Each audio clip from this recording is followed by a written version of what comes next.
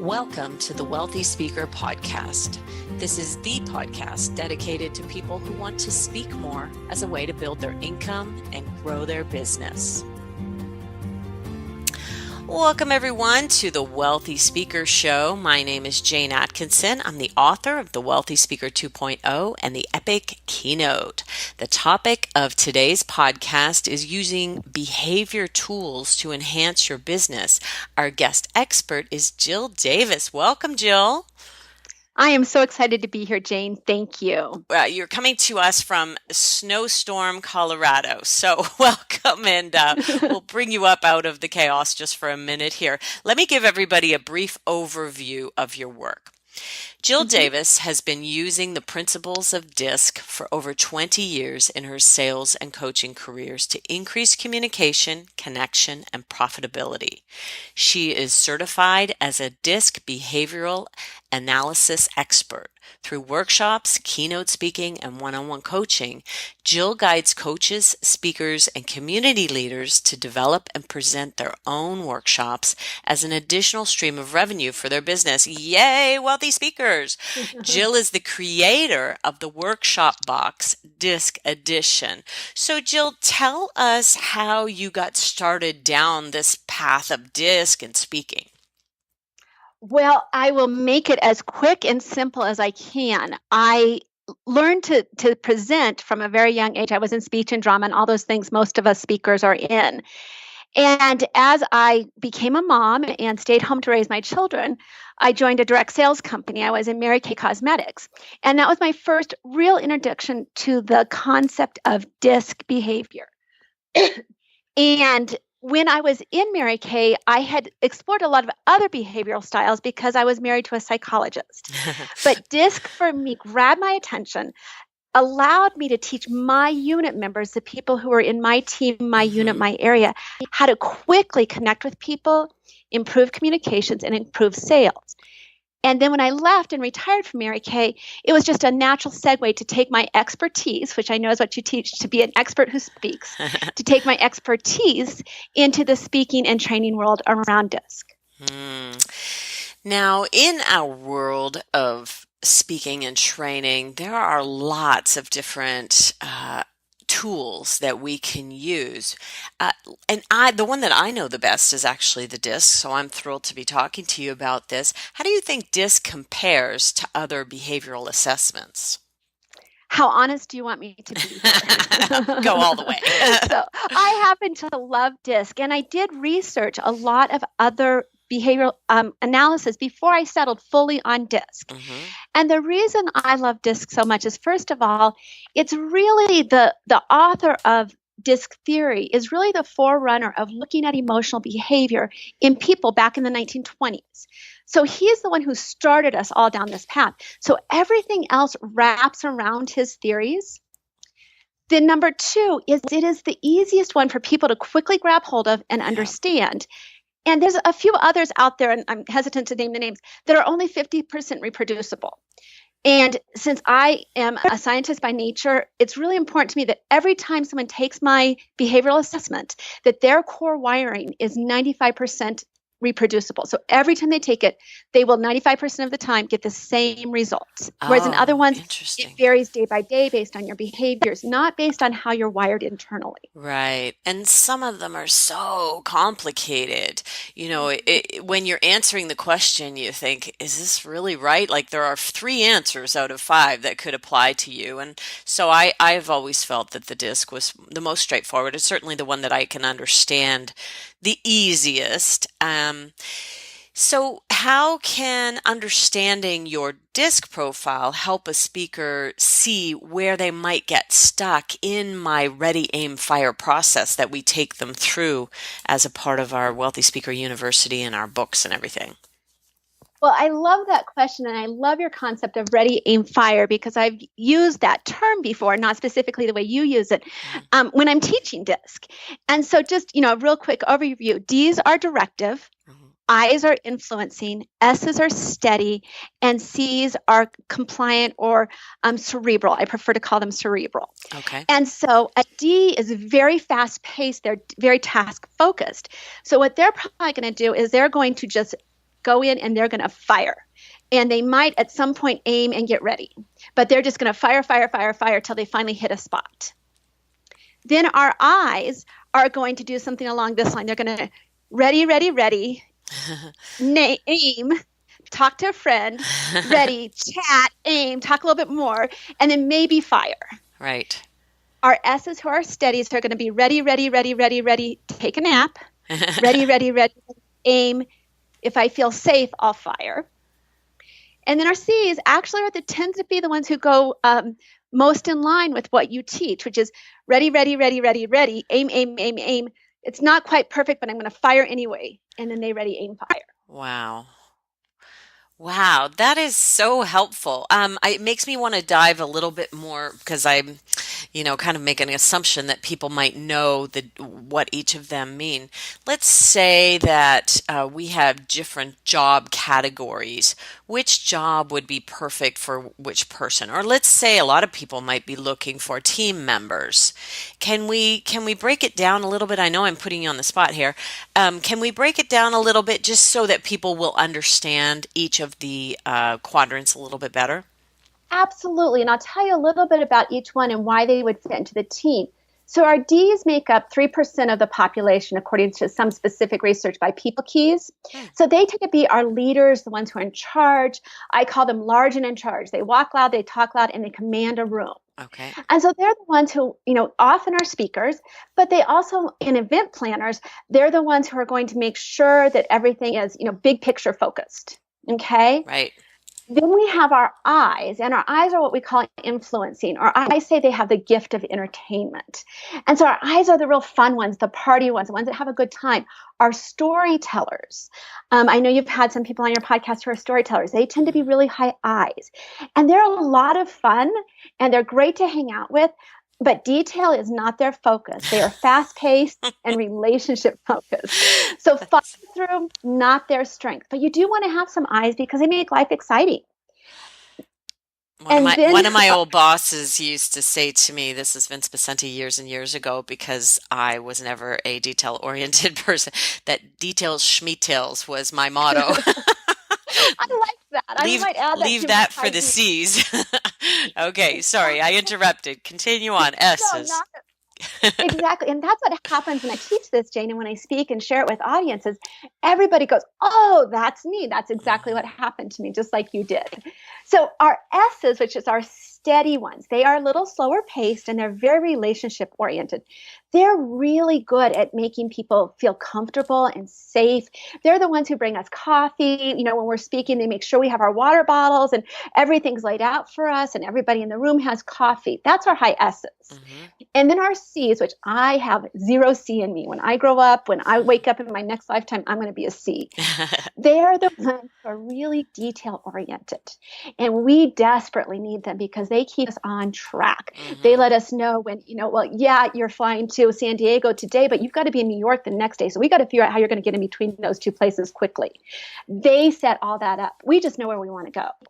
So let's say we're hiring someone to really manage a lot of the nitty gritty little details of our business that we don't want to manage. We need somebody who has at least a fairly high C, correct? Correct. And my favorite is a high C with some D. Okay, gotcha. And if we're hiring someone to sell us, would you say that they would need to have a fairly high I? A lot of I, because they're going to really be able to see the beauty in everything we do and they ignore our mistakes. Well, God love them. That's great. And also they're going to be people and they're going to enjoy talking to people on the phone and building relationships, correct? Exactly. And they're not afraid to get on the phone. Okay. And one of their fears, though, is fear of social recognition, of loss of social recognition. Oh, right. So if you have a high I who is not yet steady in their place, you don't want to send them into a room of people without somebody they know. Okay. Fair enough. And would you say, though, that a really solid team member who's going to stay with you true blue for years and years and years and years might be somewhat of an S? Absolutely. I call our S's our happy little ducks because they just love hanging out with us. They love taking care of us. And they're really good at marketing as well because they make people feel important. And that's what everybody wants is to feel important. Okay, so that's a little bit of understanding around the four quadrants. Let's switch into show me the money because we know the D's at the other end of this line are saying, come on, Jane, get to it. Okay, so how can having a workshop kind of ready to go increase a speaker's revenue stream? Well, I think every speaker, I really believe this and I teach this, every speaker needs a workshop ready to go in their back pocket. Hmm. Because I don't know about you, but I've shown up to do a keynote and a breakout speaker has disappeared, didn't show up, was sick, whatever. I will make the event planner so happy and I will increase my revenue by having something ready to go.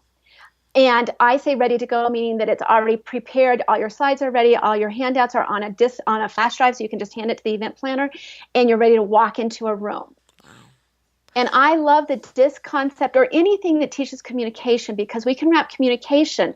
Every speaker that's listening to you, I believe, Jane, can wrap communication and understanding other people around any topic they speak on. Absolutely, absolutely. And lots of our listeners may already have something that they're using. If that's the case, fine. This is just another option for people. So not only can it help you in your interaction with the client, which I'd like to kind of talk about that a little bit here as well, getting to know event planners, but you can also integrate it into your teaching, and that can be tremendous. And people love to know about each other when they're in a classroom and we're talking about this. Don't they get really excited about that, especially in team building type programs? Absolutely. I love teaching. I do a lot of team building around DISC, and I love it because just like you did, you grabbed hold of, detail schmetails. We all see something in ourselves that we maybe don't necessarily love and that other people can be critical about. And it takes it out of that criticism, puts a name to it. This is my personality style or my behavioral style. And it's just a lot of fun conversation between people. It really creates camaraderie with a team. Love that. Love that. Okay, so let's talk about connecting with event planners in order to get the engagement. How can DISC help us in that regard? Well, one of the really big ways I believe it helps is with our communication to our different personality styles. And I do have a quick way to recognize personality styles we'll talk about hopefully in a bit. But once you know their personality style, D's, give them bullet points. Do not write long epistles when you're writing an email to a D. They're not going to read it and they're going to be actually a little irritated by it. With I's, plan on lots of time to write back and forth, probably get on the phone a few times. Just know that they want to talk and enjoy your time. An S is going to want to know all about what's going to happen if things, if there's a problem. They want to make sure that you have been around. So they're going to want a lot of endorsements. They're going to want to know what your success has been and what is really going to keep you showing up. Important to them that they not have any kind of conflict in the situation. Okay. And then the C's want every I dotted, every T crossed. And so if you don't have an answer immediately for a C, they ask you a question. As an I have been known to maybe make up an answer to questions just to get it out there and be done with it. C's will notice that and it will make them uncomfortable with you. So if you're working with a C and they ask you a question you don't know, make sure and just tell them, I don't know, but I'm going to find out and get right back to you. That will make them much happier than if you create something up in your head like I've been known to do. So what would be some indicators that would allow us to understand which type we're dealing with? We're not going to say, hey, before I start my relationship with you, would you mind taking this little 15-minute test? What would be some signals that we could go, oh, okay, I'm dealing with a D here? Exactly. I love that because I have used that example before. Don't ever ask me to take the test. It's kind of rude. So, the easy ways are to read into their communication. D's are going to bullet point you. I's are probably going to have a lot of typos, maybe, if they don't have Grammarly. And they're going to have, longer stories to you. S's are going to be, real cautious about approaching you, take lots of time. C's again are going to have very long, maybe 3 or 4 page letters with contracts and that kind of detail. Right. So that's the first way, is through the email. But the fastest way, Jane, is if you can get them on a phone or just type this question into an email, which is real basic, and there's lots of different ways you can word it. But just basically, tell me a little bit about yourself. I'd love to get you to know you better. And Oh. each personality style gives a different kind of answer. Oh, that's so interesting. That's really helpful for me with my clients because when I say tell me a little bit about yourself and a book comes back, I'm like, okay, now I know how I'm dealing. So somebody who might have Exactly. a pretty high C is going to go into a lot amount of detail, correct? Exactly. And C's are probably going to ask you the question, tell me specifically what you want, because they don't want to be wrong. And you gave them a really open-ended question. Right. Okay. Okay. Okay, that's good to know. And S's will tell you about relationships. I's will tell you stories. And D's will tell you about their accomplishments. Okay. Very good. Very good. So, okay, let's say we do get the engagement and now we're standing in front of the audience. How can you reach each personality style during the actual presentation? Oh, that's a beautiful question. When you're speaking to your audience, first of all, if you've got, and each audience actually has a different personality style that you will probably know a little bit either by your topic or by the organization where you're presenting. But you want to make sure you start and stop on time to honor your Ds, because they do not Mm-hmm. like to be taken advantage of. Mm-mm. And I even, if I'm training and I was brought on late, I'll say, I want to honor your time. I know we were supposed to end at this time, so I'm happy to close right now. If it's a workshop, keynote speaking is different. Right. Um, the I's, make sure you tell some stories about people, use colorful imagery to keep them engaged, because they move pretty quickly through life. Mm-hmm. Our S's want to know that you care about them as a person. Even if you're speaking in a corporate world, use some examples about things that can really impact them on a personal relationship level. Okay. And C's want to know your research. If you just stand up there and say, well, I think this is a good idea, they want to know why. They want to know the whys, and they want to know the research. And even if you don't speak it from the stage, make sure you have it available to them in a link in your handout somewhere, that you have research-based information. Oh, that's so good. So good. Okay, so um, you mentioned something about Wonder Woman. What's Wonder Woman got to do with anything? I love that, because so many people get lost in DISC and they can forget about, well, I can't really remember all this. William Marston is the man who in 1928 wrote the original book that introduced DISC theory.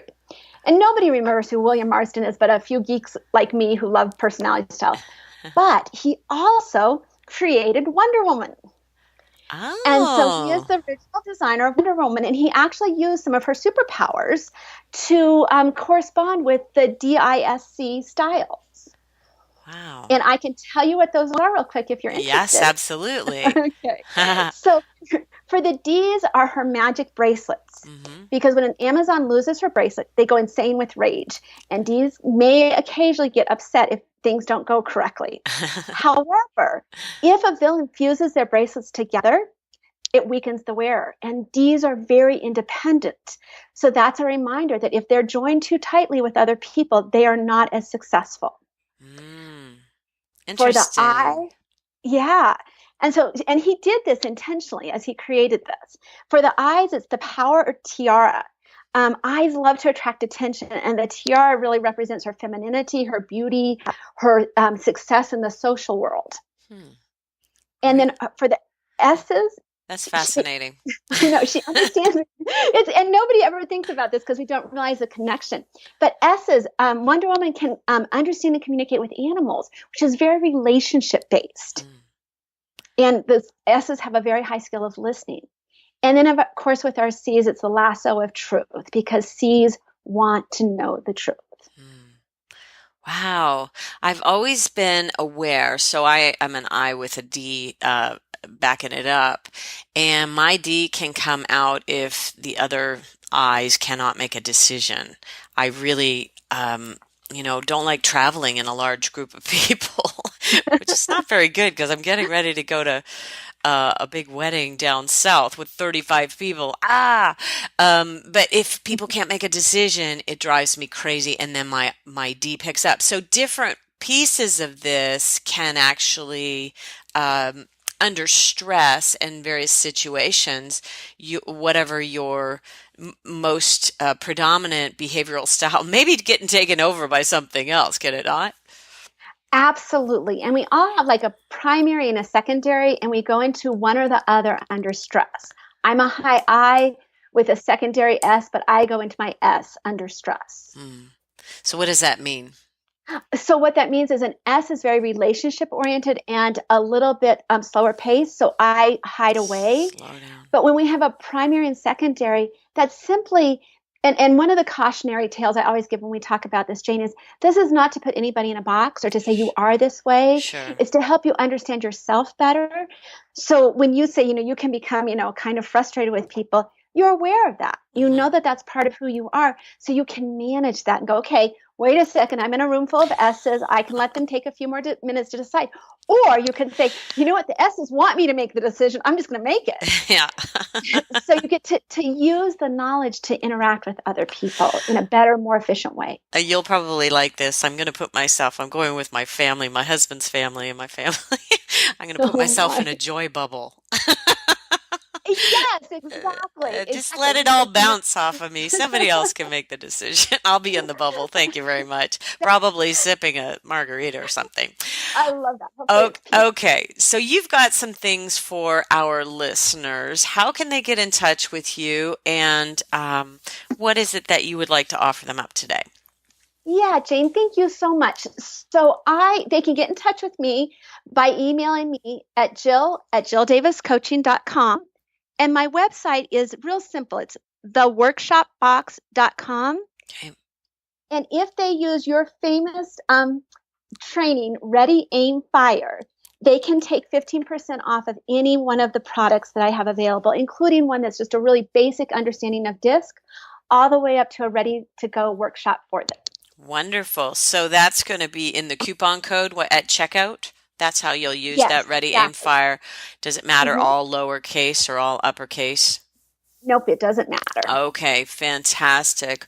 Well, Jill, this has just been so much great information. I really know that our Wealthy Speaker listeners will be able to, just maybe take this in as an idea. Maybe it's something, maybe you're just getting started and you can pull DISC in to give you just a little bit more content, and obviously to help you understand your clients and your audiences better. And if you can bring it into your sessions, I think that might be a lot of fun for people. So anything else you'd like to add before we close today? Not at all, Jane. Just thank you so much for letting me share this with your listeners. It really does make a difference when we understand ourselves, and then we can understand others better. Wonderful. And for that, we will say thanks everyone for listening, and we'll see you soon, Wealthy Speakers. Bye for now. Thanks for listening to the Wealthy Speaker Show. Please visit speakerlauncher.com for your free Wealthy Speaker audit, and visit speakerlauncher.com/podcast for show notes and many more resources to help you catapult your speaking business. See you soon, Wealthy Speakers.